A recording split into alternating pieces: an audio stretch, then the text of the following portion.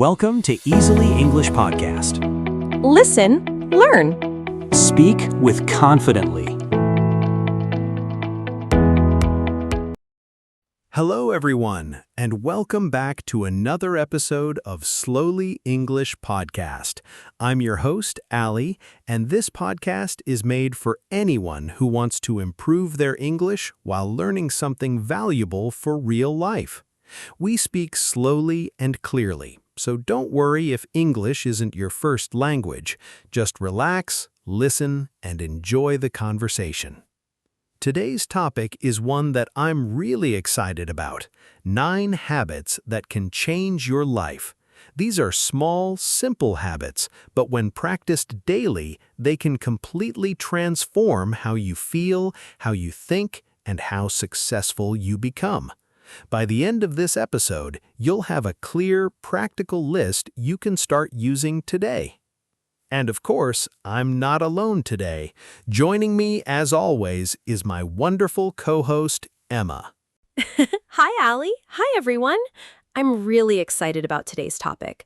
Habits are such a powerful thing. They quietly shape our whole life without us even noticing. In fact, some experts say that almost half of everything we do every day is simply a habit, not a conscious decision. Wow, that's a huge number. That really shows how important it is to build good habits instead of bad ones. Exactly. Our habits basically decide our future, one small action at a time. If we build good habits today, our future self will thank us. And if we build bad habits, our future self will have to deal with the consequences. That's such a powerful way to think about it. So today, we're going to share 9 habits that can help anyone improve their life, physically, mentally, and emotionally. Whether you want to be healthier, happier, more productive, or simply feel more in control of your life, these habits can help. Let's get started. Before we jump into the list, Emma, I want to ask you something. Many people rely on motivation to make changes in their life, but motivation doesn't always last, does it? That's such an important point, Ali. Motivation is like a spark. It can help you start something, but it usually fades away after a few days. Habits, on the other hand, don't need motivation once they become automatic. Can you explain that a little more? Sure. Think about brushing your teeth. You don't need motivation to do that every morning. It's just automatic, part of your routine. That's the power of a habit. Once something becomes a habit, you do it without even thinking about it, and it requires almost no willpower.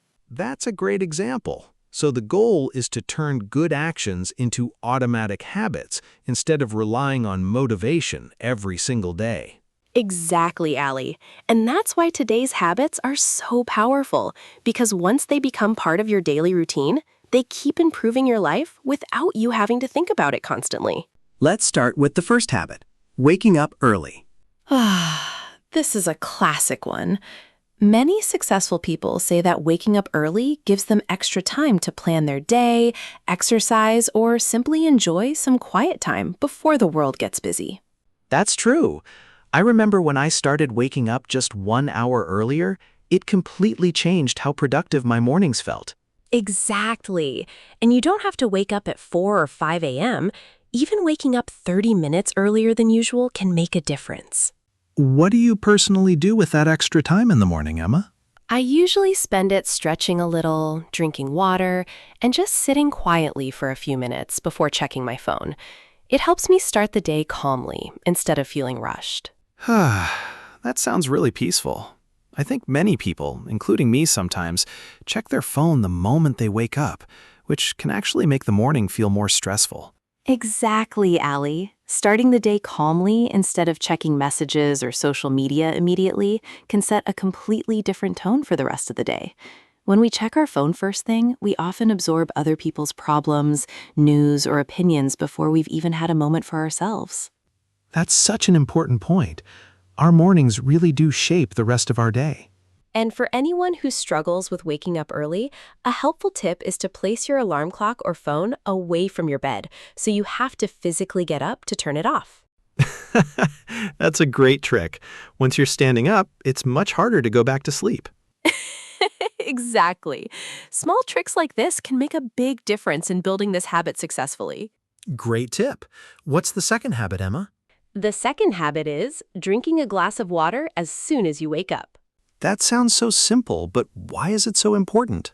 After sleeping for several hours, our body is naturally dehydrated. Drinking water first thing helps wake up our organs, improves digestion, and even boosts our energy and focus for the day.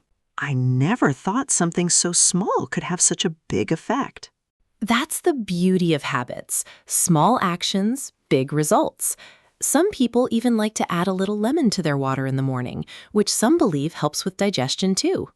That's a nice addition. Do you have any tips for people who forget to drink water throughout the day? Yes, a simple trick is to keep a water bottle next to your bed or on your desk so it's always visible. When we see it, we naturally remember to drink more. That's such a practical tip.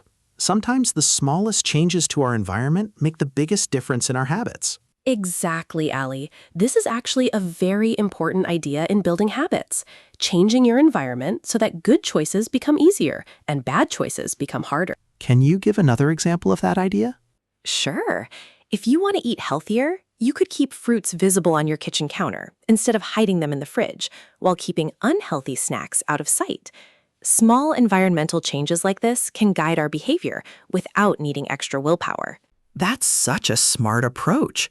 We're not just relying on willpower, we're designing our surroundings to support our goals. Habit number 3, exercise regularly. Yes! You don't need to go to the gym for hours. Even a 20-minute walk, some stretching, or light exercise every day can improve your mood, health, and energy levels. I completely agree. Whenever I exercise in the morning, I feel more awake and focused throughout the day. Exactly. Exercise also reduces stress and helps our brain function better, which is perfect for anyone who's studying or learning something new, like English. That's an interesting connection. So exercise doesn't just help our body, it also helps our brain learn better. Yes, definitely. Physical activity increases blood flow to the brain, which improves memory and concentration. Some studies even show that people who exercise regularly learn new languages faster than people who don't. That's amazing. So for our listeners who are learning English, maybe going for a walk while listening to this podcast is actually a great idea. That's a perfect combination. Exercise and English practice together. For someone who really doesn't enjoy exercising, what would you suggest, Emma? I would say find a type of movement you actually enjoy.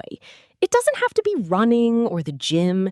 It could be dancing, swimming, cycling, or even playing a sport with friends. The best exercise is the one you'll actually keep doing. That's such helpful advice. Sometimes we force ourselves into exercises we hate, and then we quickly give up. Exactly, Allie. Enjoyment is a key ingredient for building any lasting habit, not just exercise. Habit 4 is one we always talk about. Reading every day. Of course, reading, even for 10 or 15 minutes, helps expand our knowledge and vocabulary. Exactly. It doesn't matter if it's a book, an article, or even the news. What matters is making it a daily habit. For our English learners, reading simple English texts every day is one of the fastest ways to improve. Absolutely. And reading doesn't just help with language. It also helps us understand the world better, think more critically, and even relax our mind after a long day. That's true. I find reading before bed really relaxing, much better than scrolling on my phone. Exactly, Allie. Reading before sleep is actually much better for our brain than looking at bright phone screens, which can affect our sleep quality. That's a great point to remember. Emma, do you have a favorite genre or type of book you enjoy reading? I really enjoy reading nonfiction books about psychology and personal growth, but honestly, any genre works. Fiction, biographies, even short stories. The most important thing is choosing something that keeps you interested, so reading feels enjoyable rather than like a chore. That's great advice. I think many people give up on reading because they choose books that feel boring or too difficult for their level. Exactly, Allie. Especially for English learners, choose books or articles that match your current level. It's much better to finish an easy book than to give up halfway through a difficult one. Habit number 5, planning your day. This one is so important. When we plan our day, even with a simple to-do list, we feel more in control and less stressed. That's true. Without a plan, it's so easy to waste time or feel lost about what to do next. Exactly. A 5-minute plan every morning can save hours of confusion later in the day. Do you have a specific method you use for planning your day, Emma? Yes, I like to write down just 3 main tasks I want to finish each day. Not too many, just 3 important ones. This way, I don't feel overwhelmed, and I always know what to focus on first. I love that idea. Sometimes when we make a long to-do list, it actually makes us feel more stressed instead of organized. Exactly, Ollie. Simplicity is often more effective than trying to do everything at once. I also like to plan the night before instead of in the morning. Why is that better? Because when we plan the night before, we wake up already knowing what to do, instead of spending our first morning energy figuring out our plan. It helps us start the day with more focus and less mental effort. That's such a smart approach. I might try that myself. Habit 6 is practicing gratitude. This might be the most important one of all. Without proper sleep, none of the other habits work as well. Our body and brain need rest to function properly. Can you explain what that means, Emma? Of course. It simply means taking a moment each day to think about things you're thankful for. Your health, your family, your friends, or even small things like a sunny day. That sounds simple, but I imagine it has a big effect on our mindset. Definitely. Studies show that people who practice gratitude regularly feel happier and less stressed overall. It shifts our focus from what we don't have to what we already have. Do you have a specific way you practice gratitude? Yes. Every night before sleeping, I try to think of 3 things that went well during the day. Even small things like a good cup of coffee or a nice conversation with a friend. That's such a lovely habit. I think in our busy lives, we often forget to appreciate the small good moments. Exactly. And this simple habit can really improve our overall happiness over time. Some people also like to write these things down in a journal, which makes the habit even more powerful because you can look back on it later. That's a beautiful idea. Having a written record of good moments to look back on during difficult times. Exactly, Allie. It reminds us that even during hard periods in life, there are always some good things happening too. Habit 7. Limiting screen time, especially social media. Yes, this is a difficult one for many people, including me sometimes. Spending too much time on our phones can make us feel tired, distracted, and less productive. What's a simple way to reduce screen time? One easy tip is to set a specific time each day for checking social media, instead of checking it constantly throughout the day. That's a great practical tip. Do you have any other suggestions? Yes!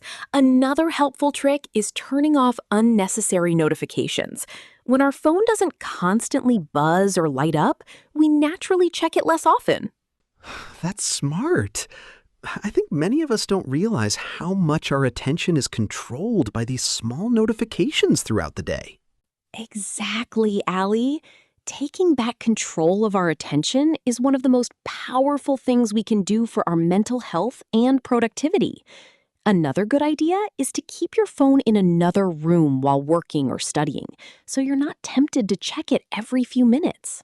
That's such a practical suggestion. Out of sight really does mean out of mind sometimes. Exactly. And instead of just removing screen time, it also helps to replace it with something else, like reading, a hobby, or spending time with people you care about. Habit 8 is keep learning something new no matter your age. This connects perfectly with our podcast. Learning English, for example, is a wonderful daily habit. Exactly. Learning keeps our brain active and gives us a sense of progress and achievement, which improves our overall happiness. So even 10 minutes of English practice a day counts as a life-changing habit. Absolutely. And it doesn't have to be a language. It could be a new recipe, a musical instrument, a new skill for work, or even a hobby like photography or painting. That's such an encouraging thought. Learning doesn't have to feel like a big, difficult project. It can be small and enjoyable. Exactly, Allie. The goal isn't to become an expert overnight, but to enjoy the process of growing a little bit every day. Even just watching an educational video or listening to a podcast like ours counts as continuous learning. That's a nice reminder for our listeners. Simply listening to this episode is already an example of this habit in action. Exactly. You're already building this habit just by being here today. And finally, habit 9, getting good sleep. So true. I always notice that when I sleep well, everything else in my day feels easier. Exactly, Allie. Good sleep improves memory, mood, focus, and even our physical health. Do you have any tips for people who struggle to sleep well? Yes, a few simple tips. Try to go to bed at the same time every night, avoid looking at bright screens right before sleeping, and keep your bedroom cool and quiet. These small changes can really improve sleep quality. Those are such practical tips. I think many people underestimate how much sleep affects every other part of their life. Exactly. If you only choose one habit to focus on from today's list, improving your sleep might create the biggest overall change. A relaxing routine before bed, like light stretching, reading, or deep breathing, can also help your body understand that it's time to slow down and rest. That's such helpful advice, especially for anyone who struggles to fall asleep quickly. Emma, for our listeners who feel a little overwhelmed after hearing all 9 habits, what advice would you give them? Great question, Allie. My advice is don't try to start all 9 habits at once. That's actually one of the biggest mistakes people make. Instead, choose just one habit that feels most important to you right now and focus only on that for the next 2 or 3 weeks. That makes a lot of sense. Trying to change everything at once can feel exhausting and often leads to giving up completely. Exactly. Once that first habit starts to feel natural and automatic, you can slowly add a second one, then a third, and so on. This way, real, lasting change happens gradually instead of all at once. That's such practical advice. Small, consistent steps really do lead to big transformations over time. Exactly, Allie. Remember, it's not about being perfect every single day. It's about being consistent overall, even if you miss a day here and there. What should someone do if they miss a day and feel like giving up completely? That's such an important question. My advice is never let one missed day turn into 2. If you miss a day, simply continue the next day without feeling guilty. Progress isn't about being perfect. It's about returning to the habit again and again, even after small mistakes. That's such a compassionate and realistic way to think about habits. Exactly. Be kind to yourself throughout this journey. Emma, are there any common myths about building habits that you'd like to clear up for our listeners? Yes, definitely. One common myth is that it takes exactly 21 days to build a habit. Many people believe this, but actually, research shows it can take anywhere from a few weeks to a few months, depending on the habit and the person. That's really useful to know. I think many people give up because they expect results too quickly. Exactly. Another myth is that motivation is required every single day. But as we discussed earlier, habits actually reduce the need for motivation over time once they become automatic. That's such an important clarification. Any other myths? Yes, one more. Many people think they need to make big, dramatic changes to see results. But actually, small, consistent changes almost always work better in the long run than big, unsustainable changes. That's such a comforting thought for anyone who feels like they need to completely transform their life overnight. Exactly, Allie. Small steps, repeated consistently, are the real secret behind lasting change. Okay, let's quickly summarize today's 9 habits for our listeners. Sure. Number 1, wake up early. Number 2, drink water first thing in the morning. Number 3, exercise regularly. Number 4, read every day. Number 5, plan your day. Number 6, practice gratitude. Number 7, limit screen time.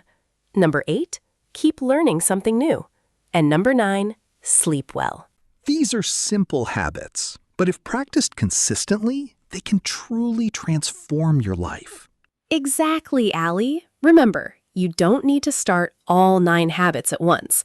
Choose 1 or 2, practice them daily, and slowly add more. Thank you all for listening to today's episode of Slowly English Podcast. If you enjoyed this conversation, don't forget to like, share, and subscribe for more episodes about daily life and English learning. And remember, small habits done consistently create big changes. If today's episode inspired you, let us know in the comments which habit you're going to start with first. We would love to hear from you. And if you're learning English, remember, listening to conversations like this one is also a habit that's quietly changing your life, one episode at a time. Well said, Emma. See you all in the next episode.